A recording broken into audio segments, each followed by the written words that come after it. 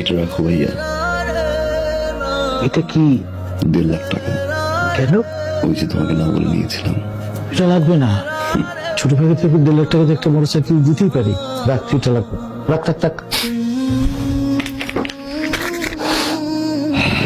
Thank you ভাইয়া, thank you.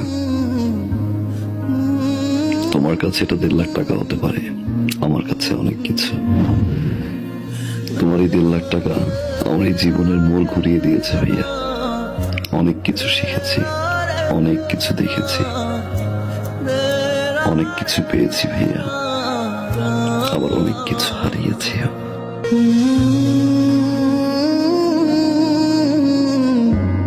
এতদিন পরে এসে আমার মনে হলো এই টাকাটা তোমাকে ফেরত দেওয়া উচিত, কারণ এই টাকাটা আমার কাছে এখন বোঝা। রাখো ভাইয়া, বাবা মায়ের জন্য দোয়া করবো। আসি ভাই। বসবি না, কিছু খাবি? যে বাসা এখন পর্যন্ত আমার বাবা মাই খেতে পারেনি, সে বাসা আমি খেয়ে কি করবো ভাইয়া। ভালো থাকো।